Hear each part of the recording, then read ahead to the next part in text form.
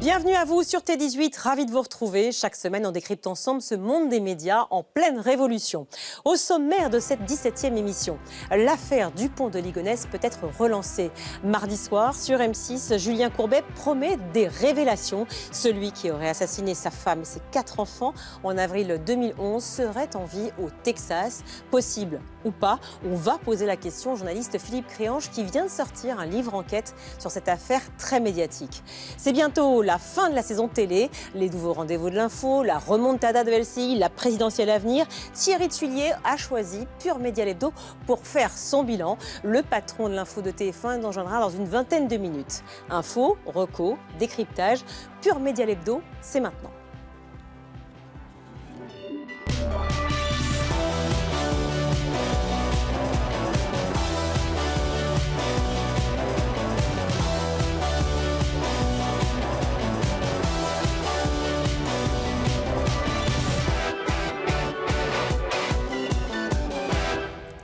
Bienvenue sur T18 mais également sur Pure Média, le site de référence de l'actu des médias. Tout au long de l'émission, vous réagissez sur les réseaux sociaux avec le hashtag Pure Média Lebdo. Notre journaliste expert média cette semaine à mes côtés, c'est Eva Rock. Bonjour Eva. Bonjour Virginie. Merci ma chère Eva, journaliste à France Inter. Alors, Xavier Dupont de Ligonnès est-il mort ou vivant? Mardi soir, sur M6, sera diffusée l'émission Appel à témoins, présentée par Julien Courbet. La chaîne annonce un élément inédit qui relance la piste du Texas pour retrouver ce père de famille qui est suspecté d'avoir tué sa femme et ses 4 enfants en avril 2011. C'est l'un des plus grands mystères criminels français, une affaire très médiatique depuis la découverte des 5 corps dans cette grande maison du centre de ville de Nantes. C'était il y a 15 ans. Alors avant de décrypter les derniers éléments de cette affaire avec notre invité, retour sur les derniers rebondissements de ce quintuple meurtre. C'était il y a quelques semaines. Le récap par nos confrères de France 2.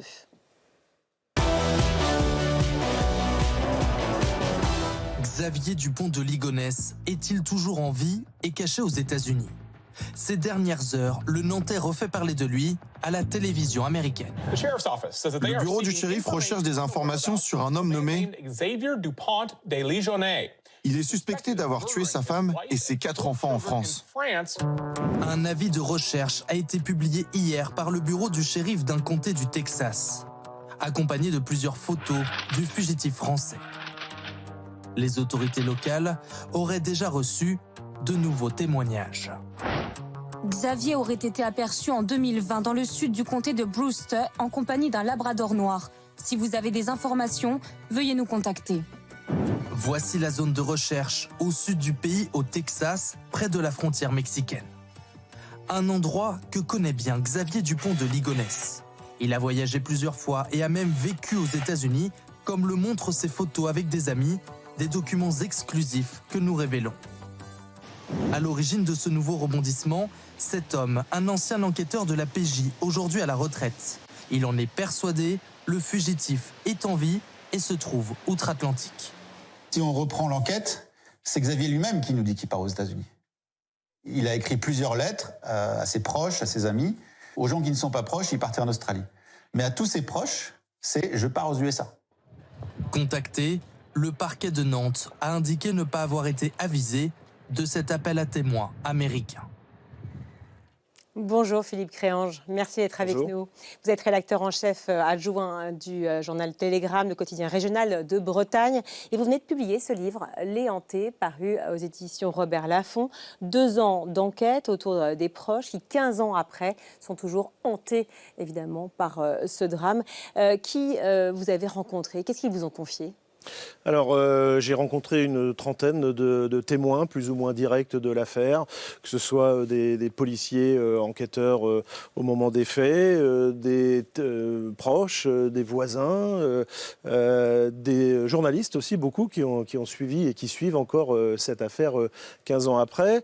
Et moi, ce que je retiens, on va dire, de l'ensemble de ces témoignages, c'est que ce sont des gens qui ont été totalement marqués par cette affaire, qui le sont encore, parce qu'en fait, on n'a pas de réponse. Donc c'est pour ça qu'ils poursuivent leur travail et qu'ils ont été, pour certains, ils sont encore en souffrance. Oui, et hantés, je fais référence au titre évidemment de votre ouvrage, hanté par cette voix, une voix, on est le 3 avril 2011, la voix donc, de Xavier Dupont de Ligonnès. Il laisse un message sur le portable de sa sœur.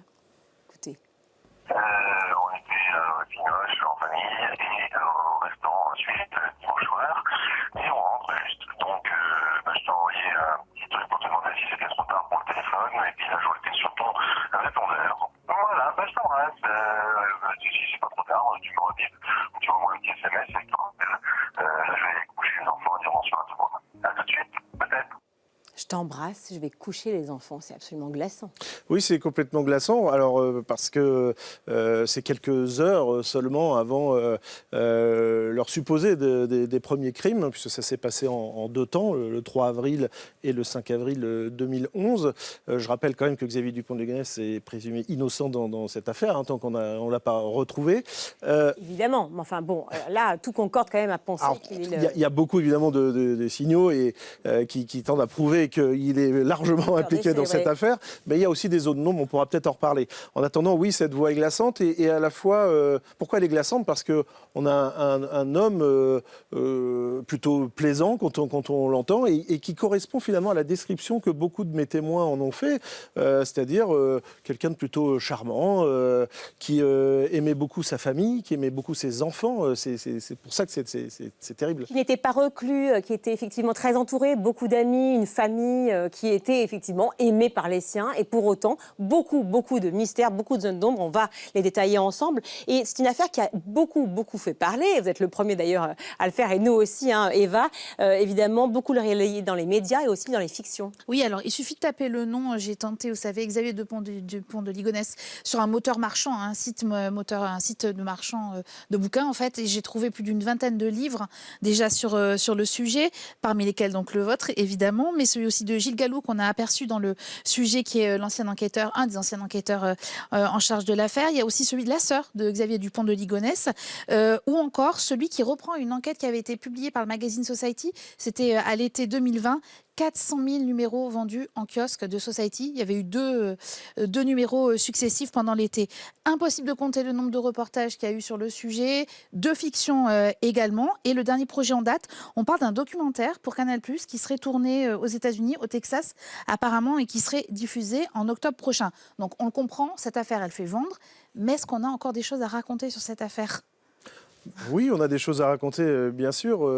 La démonstration qui en est faite ces dernières semaines avec cette affaire qui rebondit en tout cas, dont on parle encore aux États-Unis, parce que c'est pas tout à fait nouveau. Il faut rappeler que Xavier Dupont de Ligonnès, on sait qu'il aimait ce pays, on sait qu'il y est allé à plusieurs reprises. C'est par l'intermédiaire de ce cyber-enquêteur aujourd'hui à la retraite, Gilles Gallou, qu'on en parle avec cet appel à témoins lancé au Texas. Et ce shérif, s'il n'avait pas eu une visite de Gilles Gallou, il n'aurait pas lancé cet appel à témoins. Mais même sur la nuit du meurtre, Philippe Créange, c'est complètement dingue. C'est-à-dire qu'il n'y a pas une goutte de sang, on ne retrouve absolument rien. Vous parlez de 2 dates, effectivement, en avril. Comment est-ce qu'il a pu creuser cette tombe seule ? Voilà, c'est ça. C'est en ça qu'il y a un trou noir judiciaire, en tout cas au démarrage de l'enquête. Déjà au démarrage. Tout à fait, dès les premiers jours. Ouais. Parce que il est resté pendant une semaine tout seul dans cette maison. Enfin, peut-être tout seul, parce qu'il avait peut-être des complicités, mais ça, on n'a jamais pu le démontrer jusqu'à maintenant. Dans cette maison, à répondre au téléphone des enfants, d'Agnès, son épouse, pour laisser entendre qu'ils sont encore en vie.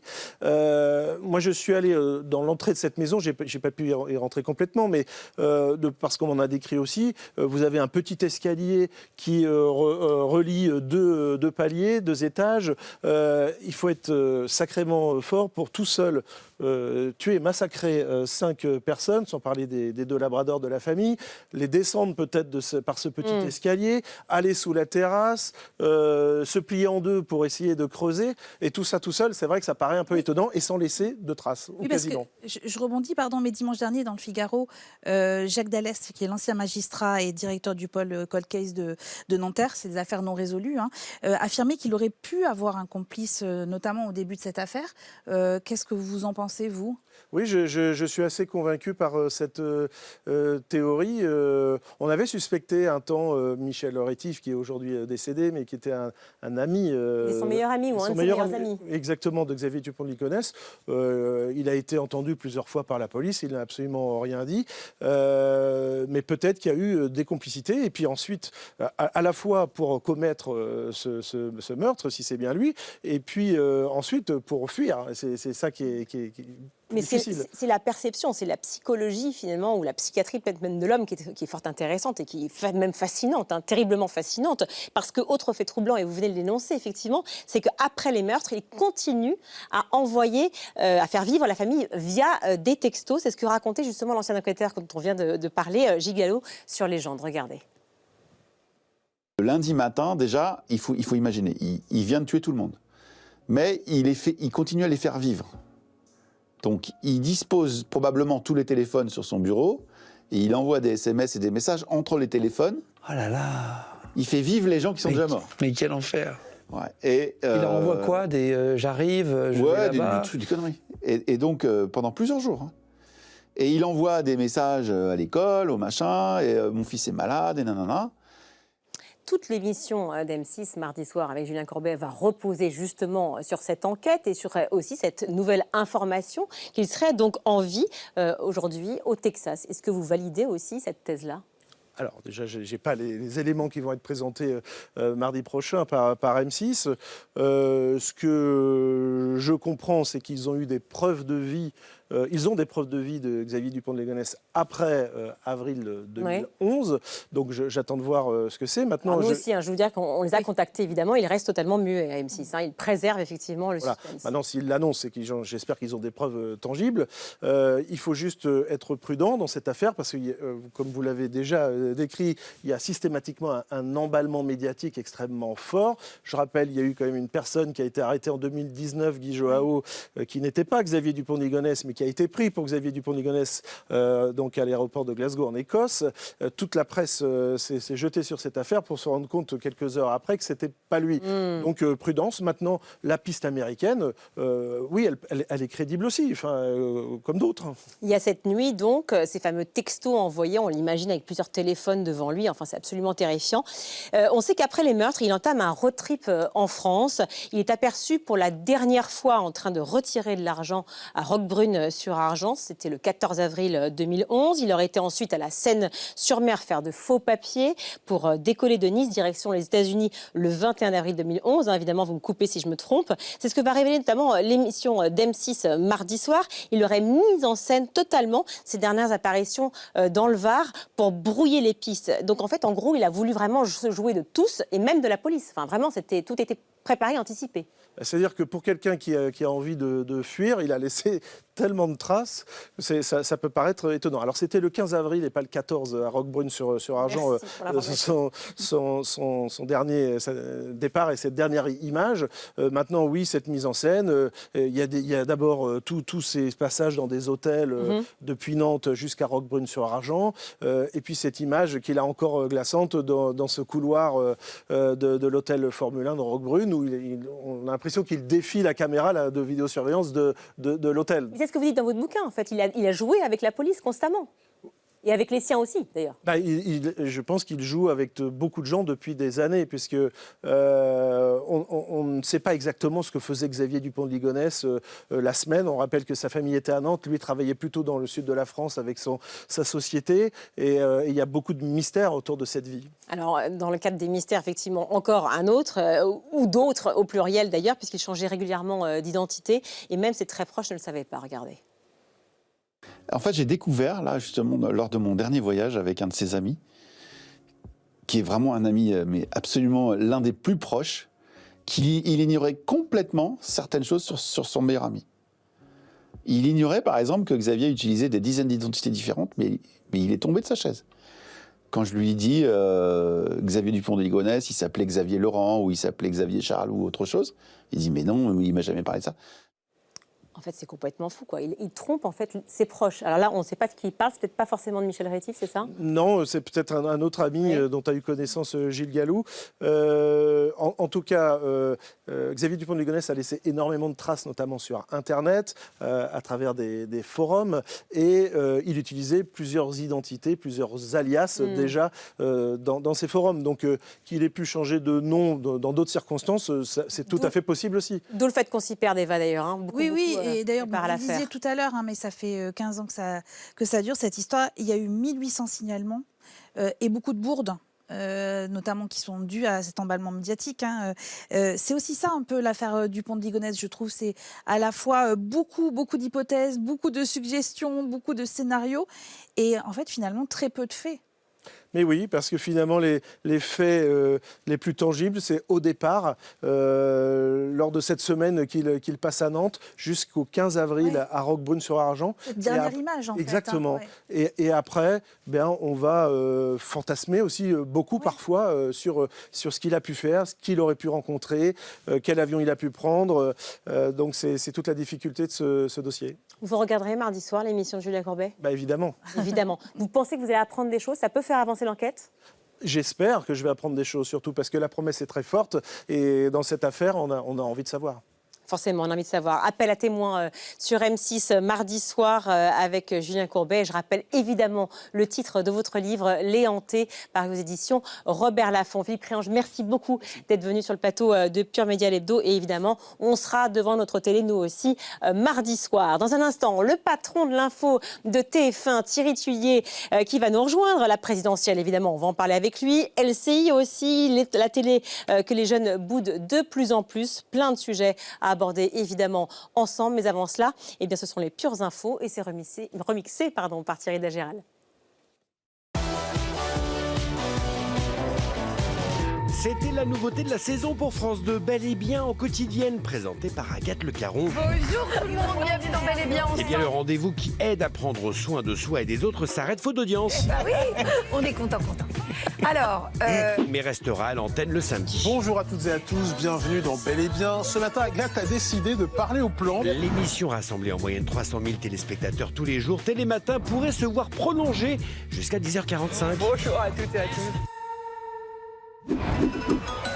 Lui, c'est Simon Le Baron, un pur produit Radio France, spécialiste de politique. Mais à l'arrivée, que reste-t-il ? Qui a été choisi pour présenter la saison prochaine la matinale de France Info. Il remplace donc Jérôme Chapuis et présentera l'interview de 8h30 à la place de Paul Laroturo.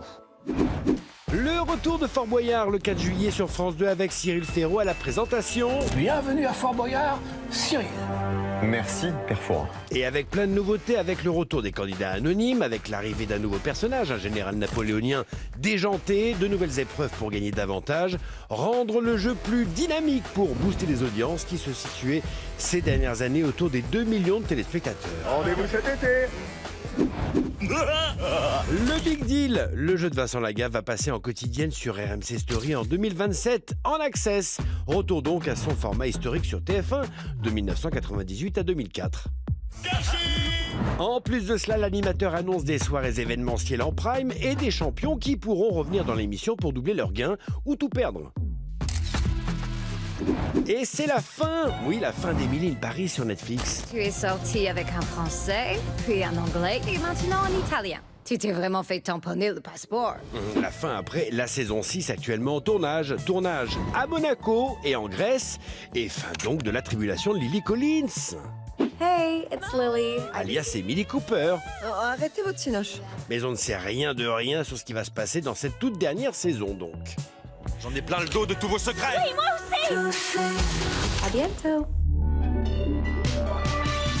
Vous réagissez toujours avec le hashtag Pure Média l'Hebdo. Allez, dans un instant, on va parler foot ensemble. Oui, foot, avec des médias qui vont faire les 3-8 pour cette Coupe du Monde qui débute donc le 11 juin.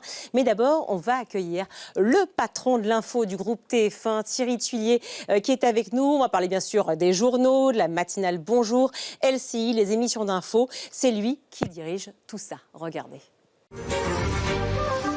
Elles sont désormais une trentaine à accuser Patrick Bruel de violences sexuelles. Parmi ces femmes, l'animatrice Flavie Flament qui dénonce un viol subi quand elle était mineure. Bonjour à tous, très heureux de vous retrouver. On est ensemble jusqu'à 10h. Ensuite, Christophe Beaugrand prend le relais jusqu'à 11h. Toute la matinée ensemble sur TF1. J'espère que tout va bien pour vous. En attendant, attention aux noyades. 2 baigneurs sont décédés, emportés par des courants de Baïnes en Gironde hier. Pour cet après-midi, quelques orages devraient éclater quand même sur le Massif central et sur les Alpes. Sinon, c'est du plein soleil. Et bonjour Thierry Tullier. Bonjour Virginie. Merci beaucoup d'être avec nous dans Pure Média Hebdo. Philippe Bailly également avec nous. Bonjour Philippe. Bonjour Virginie. Économiste des médias, merci à tous les deux. Alors Thierry Tullier, votre CV express façon Ardisson, l'affiche en l'air, on y va. Rédacteur en chef du 20h de France 2 en 2007, patron d'ITélé de 2008 à 2010, patron de France 2 en 2010. Vous arrivez en 2013 à Canal+, puis vous êtes débarqué par Vincent Bolloré. Vous avez rejoint le groupe TF1 en 2016, d'abord en dirigeant LCI et désormais patron de l'info du groupe. Où serez-vous la saison prochaine? Je serai à TF1 la saison prochaine, ça je peux vous le garantir. Ah oui, c'est signé, oui. Puis vous savez, il y a quand même une échéance importante en 2027. Je pense que c'est pas le moment le plus adapté pour faire un mercato, si tant est que j'en ai envie. Et honnêtement, j'en ai pas envie. Je suis très heureux là où je suis. Puis il y a tellement de choses à faire. Ouais. Forcément, la présidentielle, oui, on a envie de la vivre. C'est un peu la Coupe du Monde des journalistes, d'une certaine manière. On parle mercato, parce que c'est aussi le vôtre, pourquoi pas. On va rentrer dans le mercato télé. Est-ce que vous jurez de dire la vérité, toute la vérité? Je jure. Merci. Est-ce que j'aurai droit à un joker? On verra à la fin. La matinale de Bruce Toussaint, bonjour, continue, oui ou non? Oui. Franchement, avec un tel succès, ce serait quand même assez suicidaire de dire on arrête. Justement, il y a une ambition de succès précis. Est-ce qu'il y a des ambitions d'audience ou pas? Il y a des ambitions d'audience, il le sait, Bruce, puisque je le vois là derrière vous, mais il le sait, chaque année, on essaye de progresser. La question, c'est est-ce qu'on va rattraper Télématin, qui est leader depuis toujours? Ça, je n'ai pas la réponse. Ce qui est sûr, c'est qu'on veut progresser et qu'on se donne les moyens de progresser chaque année. Quel bilan pour Bonjour avec vous, avec notre ami Christophe Beaugrand, qui la présente de 10h à 11h? C'est une mission toute nouvelle qui se cherche encore, on le sait. Tous les 9% de part d'audience. Oui, voilà. On pense qu'on peut aller plus loin. Non, parce qu'on savait que, quand vous regardez d'ailleurs les concurrents, ils ne sont pas très loin, on est parfois devant, donc on n'est pas complètement battu. Mais je pense qu'on avait besoin, et c'est ce que nous sommes en train de faire, de préciser la promesse éditoriale. Et ce que j'ai souhaité, c'est que ça devienne le rendez-vous de la libre antenne, c'est-à-dire du questionnement par les téléspectateurs des experts qui sont autour de la table, et qu'on fasse vraiment de ce moment un moment pour nos téléspectateurs utile. Ça, c'est un nouvel enjeu pour TF1. C'est un nouvel enjeu. Oui.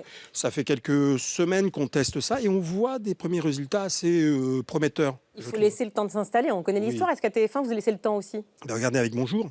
Je rappelle que les premiers mois, on a été très critiqués. On nous a même promis un au revoir. Je me souviens sur des chaînes concurrentes, pas ici, mais ailleurs. On n'était pas encore là, c'est pour ça. Mais, et on est toujours là. Et donc, on a laissé le temps parce qu'on pense que c'est un projet industriel extrêmement important pour TF1. On vient de l'évoquer là à l'instant dans l'émission, à la fin de Bel et Bien sur France 2. Gros chantier donc à Télématin qui est donc en face de Bonjour, en face de votre matinale, qui pourrait peut-être se prolonger jusqu'à 11h. Une réaction? Surprise, surprise. On essaye de copier les bons. Les deux rendez-vous piliers de l'info, 13h-20h, Marie-Sophie Lacaro, Gilles Boulot, ça change pas? À aucune manière, ça ne change pas. Au contraire, ils sont avec nous, ils vont participer. Et il ne faut pas oublier Anne-Claire Coudray, le week-end, qui fait 13h et 20h. Donc on a 3 présentateurs vraiment, je pense, qui sont parmi les meilleurs dans l'audiovisuel. Ils sont performants, ils sont populaires, ils sont proches du terrain. Ouais. C'est très important dans l'optique de la présidentielle. Du terrain, ça c'est pour les incarnants, mais il y a aussi le contenu effectivement des JT. Et on voit effectivement des formats plus longs dans vos journaux. On voit Gilles Boulot aller à la rencontre des Français ces dernières semaines. Ça c'est quelque chose que vous voulez mettre en avant particulièrement? Absolument. C'est même une priorité. Alors, on avait commencé à faire ça avec Anne-Claire. Je ne sais pas si vous avez en tête une spéciale Russie où elle est allée sur place. Elle a fait une longue page de 24 minutes. Oui. On a fait l'état des hôpitaux français avec Anne-Claire. Et on s'est dit, et on voit bien, on a la chance d'avoir des présentateurs qui ont été reporters. Et donc, ils connaissent le terrain, ils apprécient l'échange avec les Français. Et c'est une force assez singulière du groupe TF1. Donc, en effet, Gilles a commencé et il va continuer. Il adore ça. C'est pas toujours facile à monter parce qu'il doit aussi présenter un petit journal tous les jours. Mais on le fait et ça marche très bien. Ça marche. Ouais. Isabelle Turburieux aussi, belle surprise. Oui, vous étiez surpris. Un peu quand même, j'avoue, c'est vrai. J'ai été surprise, c'est une belle surprise. Vous attendiez effectivement un tel succès? Oui, sinon, oui, mais... Est-ce que c'est ça, non, mais est-ce que c'est ça ma question finalement? Est-ce qu'en venant du sport, vous êtes dit, le direct, elle maîtrisera? Ah oui. Non, mais les journalistes qui ont le sport pour spécialité sont très bons en direct. Moi, j'ai un souvenir avec Patrick Chêne, que je salue s'il nous regarde, que j'adore, qui a été l'un des meilleurs présentateurs du 13h de France 2 à l'époque. Pourquoi? Parce que d'abord, il s'intéressait à la politique, à l'économie, mais il était à l'aise en direct. Isabelle, c'est exactement la même chose. Et en plus, elle bosse. Parce que comme pour elle, c'était très impressionnant, La elle s'est mise différence à de travailler. qui, pardon, parce que Non, mais tout le ça monde suscite tout de suite travaille. quelque chose. Hein. Il y a quelque chose qui meurt. Mauvais esprit. Vous avez dit toute J'en la ai vérité connu avec dans la ma- vérité. C'est pas maintenant le Non, joker. j'en ai connu dans ma longue carrière. À Je l'ai TF1 ou à France 2 gentiment rappelé. J'en ai connu qui travaillaient moyen. Mais je ne veux pas les À citer. TF1 ou à France 2 Partout. Partout. Mais en Ok. revanche, ici, Isabelle, c'est une bosseuse. Ok. Et en plus, il émane d'elle quelque chose de généreux et de joyeux. Et ça fait du 7 à bien. 8 le dimanche soir, c'est signé Oui, avec Harry. oui. Ah, très bien. Voilà. Alors, vous connaissez le principe de Pure Média Hebdo, c'est aussi des questions de téléspectateurs, elles ont été nombreuses, effectivement.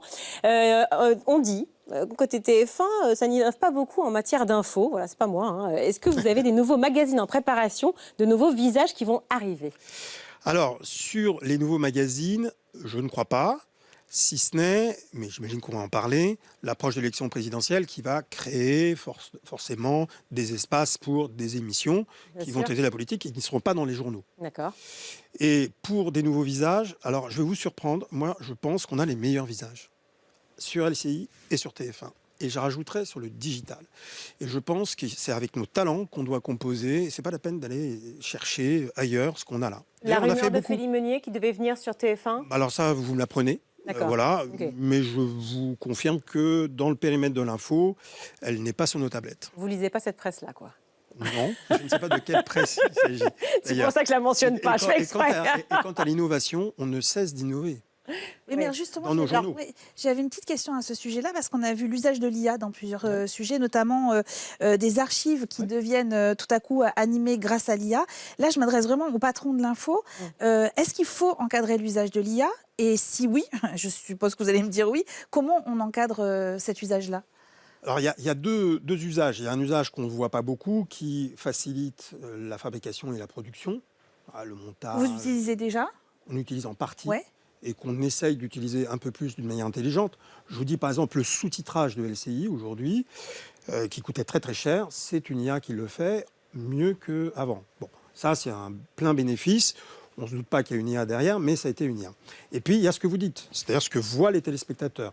Là, vous montrez l'exemple de la Lune, par exemple. Parce que c'était assez impressionnant. Oui, bien comme, sûr. comme Mais montage. pourquoi on le fait? Parce qu'on ne peut pas illustrer autrement que par ce moyen-là la conquête de la Lune, ce qu'elle fut, ou même, on a fait un autre sujet sur le vote des femmes et sur le combat des femmes, donc qui remonte au Moyen-Âge. Donc vous imaginez, évidemment, les archives sont assez maigres là-dessus. Et donc, on a recréé un univers sur la base de documents historiques écrits rigoureux. Alors, c'est quoi le cadre? Le cadre, c'est déjà de le signaler. Donc, il y a un logo IA qui figure en permanence, c'est de le dire aussi. Et c'est aussi de respecter les faits, c'est-à-dire C'est vérifié? Oui, c'est de vérifier que ce qu'on dit, c'est bien déroulé comme ça. On ne peut pas interpréter. Si on interprète, là, on rentre dans un système dangereux. Donc, il y a une charte, pour répondre à cette question, il y a une charte assez précise qui a été décidée et discutée avec la SDJ, la Société des journalistes de TF1 de LCI, et le comité d'éthique. Donc on essaye de faire ce cadre et on essaye de s'y tenir, évidemment. On reparlera tout à l'heure, évidemment, avec Philippe Bailly des chaînes Info et notamment de la remontada de LCI. Est-ce que Darius Rochebin, puisque vous en parliez effectivement de la présidentielle, pourrait faire le pont entre LCI et TF1? La réponse est oui. La réponse est oui? Oui. Donc c'est déjà prévu. Donc il fera partie effectivement de la fameuse soirée électorale. Soirée électorale, c'est autre chose. Les soirées électorales, d'abord, je pense qu'il sera très sollicité sur LCI, probablement. Oui. Mais non, je parle des émissions. Les émissions, je l'ai associé déjà au Prime Macron, quand on a produit le Prime Macron. Oui. C'était Gilles qui le présentait. Et en effet, Darius a participé au questionnement du président de la République. Donc il y aura un incarnant TF1, un incarnant LCI? Non, il y aura notre double incarnation classique importante. C'est pas très innovant. Mais qu'est-ce que c'est efficace? Gilles Boulot et Anne-Claire Coudray. Oui. Et puis, en effet, il y aura Darius, peut-être d'autres, qui viendront, j'allais dire, apporter leur expertise. Aussi? Peut-être, je ne suis pas sûr. J'en ai pas discuté avec David. Bon, vous savez, ma vieille complicité et amitié avec David. Oui. Mais David, il est sur quelque chose de très précis. Et puis, je pense qu'il n'est pas tout à fait dans ce tempo-là aujourd'hui. Ce n'est pas ce qui l'intéresse le plus. Allez, vous restez avec nous, je l'espère, cher Thierry. On va parler foot maintenant avec la Coupe du Monde donc, qui débute dans 11 jours précisément. Et c'est donc le fait média, ma chère Eva.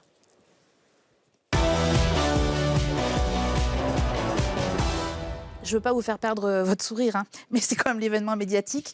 11 juin, 19 juillet, Coupe du monde de football, aux États-Unis, au Canada et au Mexique, des millions de téléspectateurs devant les écrans. Alors avec des heures de diffusion qui ne sont pas évidentes, puisque ça va s'échelonner entre 18h et 1h du matin, donc pas évident pour suivre la compétition. Et compétition, voilà, c'est là où je vais vous agacer, dont les droits ont été attribués à beIN Sport, soit 104 matchs, et au groupe M6 qui va diffuser 56 matchs. M6 qui aurait pu vous revendre une partie des matchs pour notamment alléger la facture qui est assez conséquente. Est-ce que vous avez bien été demandeur de certains matchs ? Il y a eu des discussions, notamment entre Rodolphe Belmer, le fameux Julien Millireux, qui est directeur des sports, et M6. TF1, ouais. Et on n'a pas trouvé d'accord parce que je pense qu'on est prêt à investir dans les droits sportifs. D'ailleurs, honnêtement, on l'a prouvé par le passé, on le prouve encore avec le rugby, puisqu'on va diffuser la nouvelle compétition mondiale, mais pas à n'importe quel prix. Ouais. Et donc, c'est un peu l'univers d'aujourd'hui de la télé. L'économie est fragile, et donc TF1 ne casse pas sa tirelire pour le principe de casser sa... Mais par rapport aux recettes, est-ce que vous risquez de perdre des annonceurs ? Mais c'est pas un événement rentable. Hein. Oui, mais vous du tout. C'est-à-dire que vous perdez beaucoup plus d'argent en diffusant une Coupe du Monde. En achetant les droits ? Ben oui. En gagnant surtout cela, et avec des horaires décalés. Alors, quand même, deux bémols, si je peux me permettre. Si l'équipe de France va très loin, on sait que l'événement peut devenir rentable, ou en tout cas à l'équilibre. J'ai un doute, vu le prix annoncé de l'investissement. Et quant aux annonceurs qui pourraient quitter TF1 pour aller sur M6, est-ce que ça vous inquiète ? Pas du tout. Non, mais je vous assure. Oui. C'est-à-dire que, évidemment, j'aurais préféré que ça soit diffusé sur TF1, et je pense que tout le monde à TF1 l'aurait préféré. Mais encore une fois, se mettre en danger sur un modèle économique très fragile, avec des matchs qui sont diffusés à des horaires tardifs et qui coûtent très cher, je ne crois pas que ça soit très raisonnable dans l'économie d'aujourd'hui. Non, mais c'est vrai qu'on vous interroge beaucoup là-dessus, parce que depuis la création de la chaîne, depuis 1975, vous avez toujours été diffuseur de la Coupe du Monde, vous avez toujours été diffuseur des matchs de l'équipe de France. Donc ça nous a étonnés, évidemment, quand M6 a obtenu l'intégralité des droits. Est-ce que c'est un coup dur en matière d'info, là, cette fois-ci, pour vous, pour l'info, de ne pas avoir les droits ? Non, pour l'info, c'est une concurrence. Oui. Enfin, de toute façon, elle aurait été sur TF1, ça aurait été une concurrence. Donc on va la vivre en faisant du slalom. Enfin, je ne peux pas avoir pire que 2024, les Jeux Olympiques à Paris. Oui. Alors celle-là, vous savez que ça recommence, hein, dans oui, quelques années. Pareil, voilà. Elle était magnifique. Non, je pense que, si vous voulez, ça ne veut pas dire qu'on va arrêter de diffuser du foot. On a l'Euro en 2028, on a les matchs de l'équipe de France éliminatoires, on continue. Mais aujourd'hui, c'est peut-être ça le changement.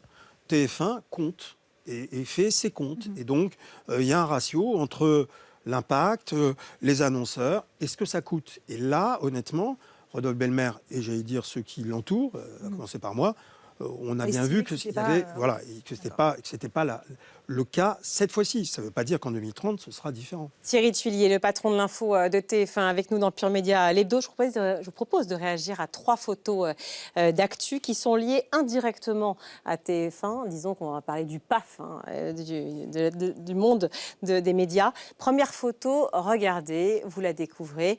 C'est Léa Salamé aux 20h. Elle présente donc le journal de 20h sur France 2. Ça ne nous a pas échappé. Mais vous avez été surtout, et je le rappelle pour ceux qui ne le savent pas, rédacteur en chef de ce fameux JT de l'info. Elle est à 3,5 millions aujourd'hui en moyenne d'audience, contre 5 millions pour TF1 de votre côté.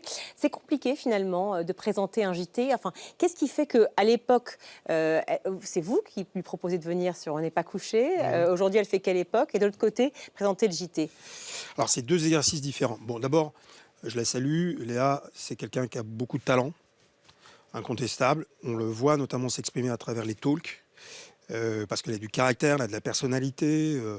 Elle a aussi, je parlais de joie, d'expression joyeuse avec Isabelle, elle a aussi un peu ça en elle. Après, le journal, c'est un exercice très particulier. D'abord, c'est un exercice très contraint, de lancement de sujet. Et donc, il faut un peu araser, aplanir sa personnalité. Et c'est surtout un travail collectif. Elle porte un travail collectif. Donc, imaginez que seul, vous puissiez inverser une tendance, puisque c'est vrai que depuis quelques années, le journal de France 2, l'écart s'est un peu agrandi de nouveau entre TF1 et France 2. Puis c'est très régulier en plus, parce qu'elle fait des pics à 3,8 millions, c'est indécent. Enfin, et globalement, si on regarde une moyenne, c'est vrai que moi je suis arrivé en 2017 à TF1, on était à 600 000, 700 000 d'écart, on est quasi le double aujourd'hui. Donc c'est vrai qu'aujourd'hui, il y a eu un écart qui s'est, après quelques années où ça s'était réduit, de nouveau agrandi. Donc pour changer ça, il n'y a quand même pas des recettes magiques. Et ce n'est pas simplement une question d'incarnation. Il faut de la constance. Il faut rester longtemps, et je lui souhaite vraiment de rester longtemps pour construire quelque chose, pas seulement avec la rédaction, mais sa relation avec les téléspectateurs. Et il faut une rédaction qui ait une ligne claire, qui s'investisse. Moi, pendant 10 ans, 12 ans, à France 2, à différentes fonctions, on a été stable, avec un cap clair, que ce soit avec Olivier Mazerolle, Arlette Chabot. En effet, on avait une ligne directrice, et on s'est appliqué à permettre que cette ligne directrice rassemble de plus en plus de téléspectateurs. Vous dites qu'il manque un cap clair, du coup, en fait, à la rédaction France Télévisions, et surtout, c'est une sorte de solidarité, une continuité, finalement, entre l'incarnant et la rédac. Je pense qu'en tout cas, il faut du temps. Il faut du temps.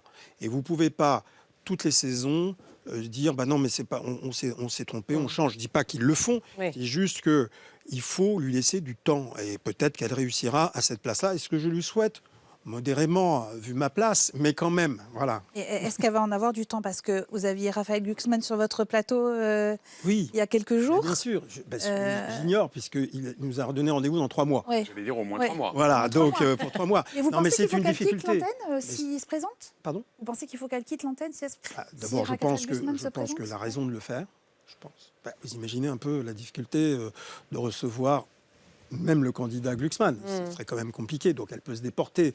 Mais je pense qu'il faut le faire, parce qu'on est dans un moment de doute et de questionnement sur la place des journalistes, et je ne doute pas un instant qu'elle est indépendante, un caractère indépendant, que c'est une journaliste exemplaire, mais l'image que ça va produire ne sera pas bonne. Allez, on continue. Deuxième photo. Deuxième photo, on découvre l'heure de vérité. L'heure de vérité qui était présentée à l'époque par François-Henri de Virieux. Vous regardiez cette émission déjà? Oui, bien sûr, j'étais fan. Elle est relancée donc par Caroline Roux à la présentation. Est-ce que, alors vous m'avez répondu effectivement, Darius Rochebin qui revient, mais est-ce que par exemple reprendre des anciens formats, c'est quelque chose que vous pourriez faire? C'est pas le choix que nous faisons et que nous allons faire. Nous voulons innover. Oui. Tiens, comme ça répondra aux téléspectateurs.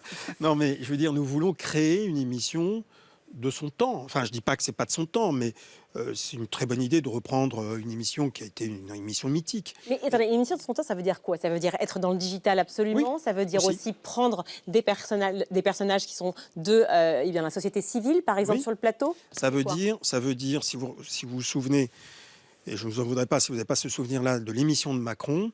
L'émission de Macron, il y avait des intervenants très différents, de Thibaut Inchep à Sophie Binet. Et je pense qu'aujourd'hui, c'est important aussi qu'on donne la voix. Chaque voix compte. Donc, toutes les voix comptent. Et je pense que c'est important. Je ne dis pas qu'on va le faire systématiquement. Mais en tout cas, on veut créer une émission qui soit aux prises avec les Français. Pas... À partir de quand? Ça dépend du lancement de la campagne. Vous voyez bien qu'on est dans une drôle de campagne. Oui. Donc lancer les émissions en prime, puisque c'est des émissions en prime, trop tôt, c'est une erreur. Ça dépend de qui aussi. Oui, et bien, il faut surtout que... Parce que les personnages comptent. Voilà, il faut que tout le monde soit candidat, qu'on connaisse l'offre et qu'on sache qu'ils sont vraiment candidats. Si vous voyez ce que je veux dire. Pas tellement aujourd'hui, on a l'impression que c'est un tour de chauffe. Et donc, ça veut dire peut-être assez loin dans l'année, là. Vous parlez de créateurs de contenu. On va enchaîner justement avec la troisième photo. Regardez, voilà les dossiers de Gaspard G, créateur de contenu Gaspard G, qui est un vrai phénomène chez les plus jeunes et qui a signé avec vous, avec TF1. Il va faire les interviews politiques sur votre plateforme TF1+, et TF1 Info. C'est une façon pour vous, évidemment, de capter les plus jeunes, on l'entend. Mais qu'est-ce qu'il va apporter de plus, Gaspard G? D'abord, il a une manière de traiter ses interviews qui nous convenait parfaitement. D'abord, c'est très pédago. On voit bien qu'il essaye de bien expliquer ce qu'on ne ferait pas forcément d'une manière naturelle à son audience, le parcours de Mélenchon, puisque c'est le podcast de Mélenchon qu'on voit. Et donc, c'est quelqu'un qui a cette touche-là, cette manière de s'exprimer qu'on n'a pas forcément parmi les journalistes d'aujourd'hui. Et donc, il nous apporte cette différence. Il nous apporte aussi sa capacité à bien produire Et il le fait sans polémique, ce qui pour nous est important. Sans polémique, oui, c'est ce que j'allais vous dire, parce que c'est une interview donc, sur la longueur. Hein. Le ton est extrêmement bienveillant. Je voudrais qu'on regarde ce que disait Nathalie Saint-Cricq sur ce même plateau à propos de cette interview. C'est très bien, mais moi je suis... C'est très bien. Alors là, quand je revois l'émission avec Jean-Luc Mélenchon, j'ai trouvé qu'elle était très gentille pour Jean-Luc Mélenchon. Mais c'est pas aussi parce qu'on est jeune et qu'on a un ton, qu'on casse la baraque en termes de questionnement politique. Ah oui, pas de questions qui fâchent, il n'y a rien, il ne se passe pas grand-chose. Oui. Enfin, je veux dire, il y a différentes manières d'interviewer les politiques et les hommes politiques. Et je pense que précisément dans la confrontation permanente, c'est pas ce qui fait avancer les choses. Donc ça veut dire que vous faites appel à ce type de format-là pour justement éviter l'interview, peut-être plus affrontement qu'on a sur un 20h. On a on a une gamme d'interviews. Et donc il faut toujours regarder la globalité de ce que nous proposons. Et donc si on fait toujours la même chose, quel que soit le support, je ne vois pas l'intérêt. Et donc, je ne demande pas à Gaspard G d'être Gilles Boulot. Vous voyez, Gaspard G, il a sa personnalité, il a son approche, et je trouve ça très intéressant de voir qu'un homme de cette génération, un jeune homme, il a 25 ans, de cette génération, il voit comment il voit les politiques. Et c'est sa touche, je la respecte.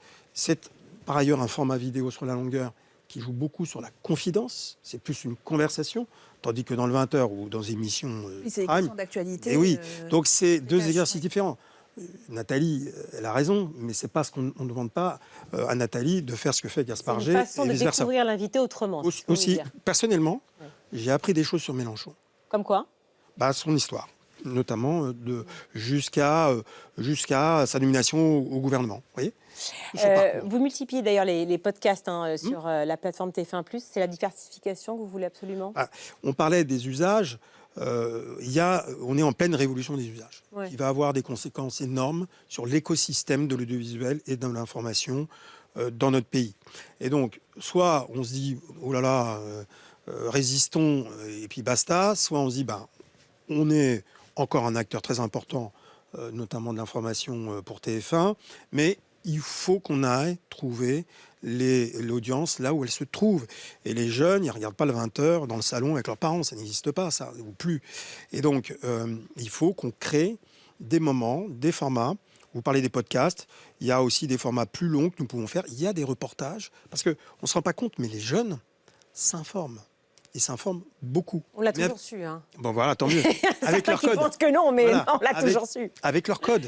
Allez, on continue. On va parler. Vous réagissez évidemment sur le hashtag Pure Média l'hebdo tout au long de l'émission. On continue de parler dans un instant de l'avenir de la télé. Mais d'abord, c'est l'œil de Philippe Bailly.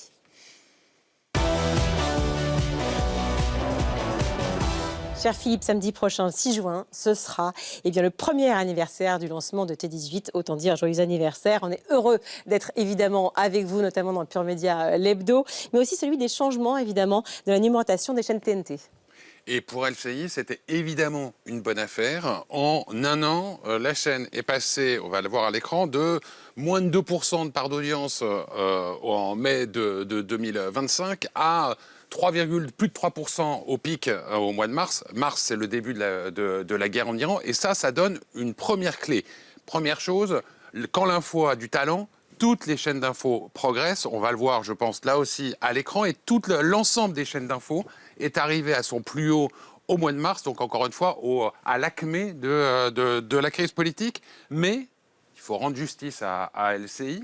Ils ont creusé le sillon de l'actualité internationale depuis 2022 avec une grande constance. Ça a été ceux qui ont vraiment couvert la guerre en Ukraine et qui n'ont pas lâché ce sujet international depuis.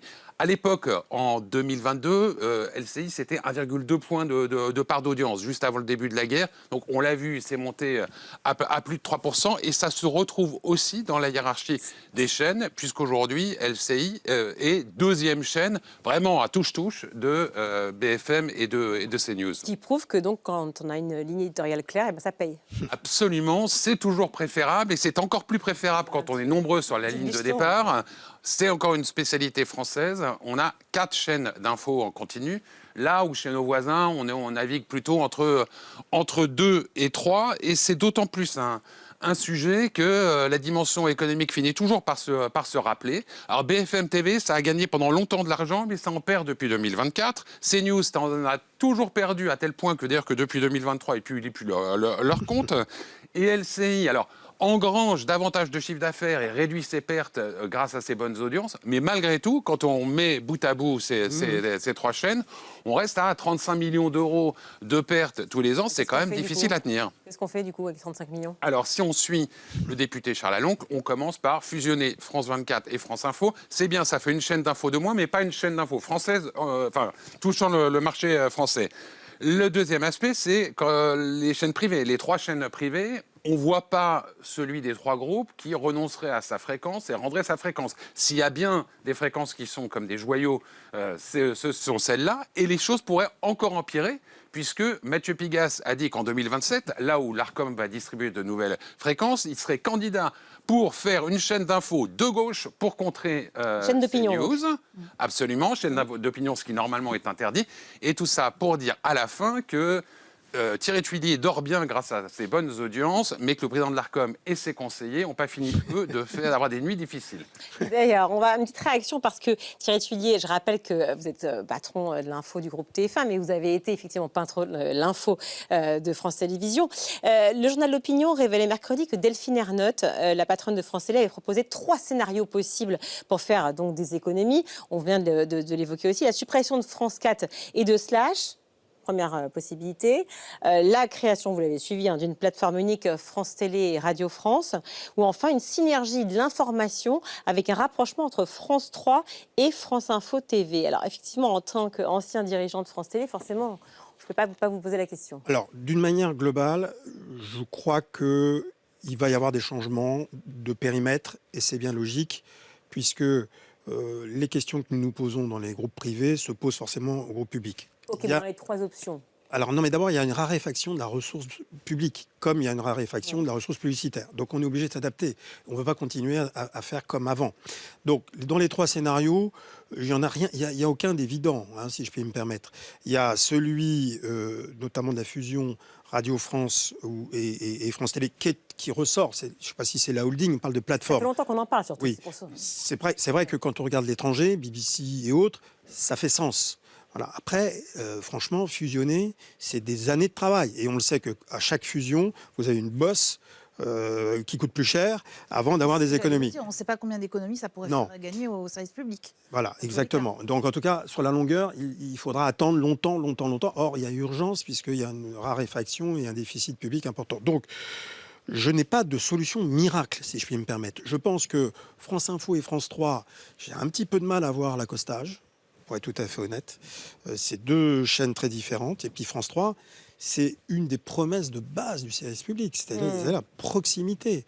S'il y a bien une singularité du service public, elle est là.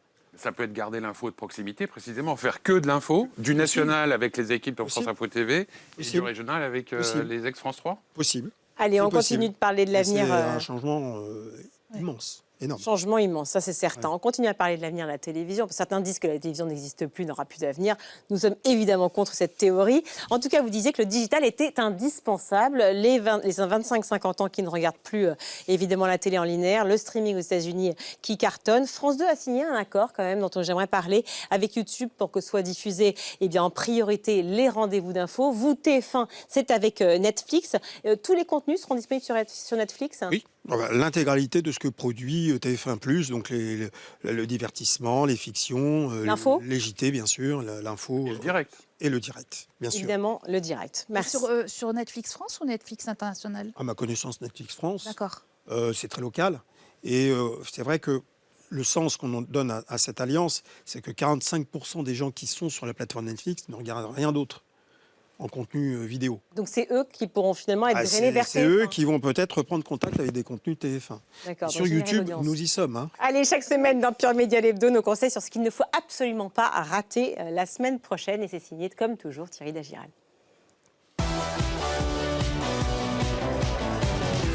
3 recos cette semaine et pas une de plus. D'abord mardi soir sur France 5, Mbappé, la diplomatie du ballon rond. Une icône nationale, choyée par le pouvoir politique. Le joueur star est devenu un agent d'influence diplomatique. Ce documentaire décortique la relation entre le capitaine des Bleus et Emmanuel Macron. Ce lien a clairement existé, mais c'était plus, à mon avis, à l'initiative du président et non de Kylian Mbappé. Entre intérêt mutuel et récupération politique, c'est mardi à 21h sur France 5. Le lendemain, le 3 juin, sort sur Netflix ce documentaire choc sur le procès de Michael Jackson. The Verdict, série doc en 3 épisodes qui nous plonge dans les arcanes du procès ultra médiatisé de 2005. Était-il coupable ou non? On allait enfin avoir des réponses. L'icône s'était retrouvée au cœur d'accusations graves d'agression sexuelle. 14 chefs d'accusation visaient le chanteur. S'il vous plaît, gardez l'esprit ouvert et laissez-moi m'expliquer au tribunal. Ça arrive donc mercredi sur Netflix. Allez, on termine avec de l'action sur RMC Découverte vendredi soir prochain. Baroudeur, c'est incarné par Laurie Lag. Premier épisode au Honduras entre hommes armés et drogue. Allez, cassez-vous. Coupez la caméra. Il faut couper la caméra. L'explorateur nous emmènera ensuite dans le désert, dans la jungle, jusque dans le grand froid. C'est un programme qui est jamais vu en télé française. Technique de survie et gestion du stress, Baroudeur, ça décoiffe et c'est vendredi soir à 21h sur RMC Découverte. Oh putain de merde. Et c'est la fin de notre émission. Eva Rock, Philippe Bailly, merci beaucoup à tous les deux. Thierry Sullier, merci d'avoir été avec nous. Big Boss, grand patron de l'info du groupe TF1. Jusqu'en 2027, c'est sûr. Après, on ne sait pas encore. Est-ce que vous avez une deadline ou pas Non, je m'en fixe pas. Pour l'instant, vous êtes bien. D'abord, j'adore ce métier. Oui. Donc pour l'instant, les médias, vous y êtes et vous y restez. Voilà. Parfait, eh bien, nous en sommes ravis. L'émission est en replay sur notre chaîne YouTube Pure Média et sur t18.fr. Une pensée aussi à toutes les mamans car c'est leur fête ce dimanche. On se retrouve la semaine prochaine. Ciao.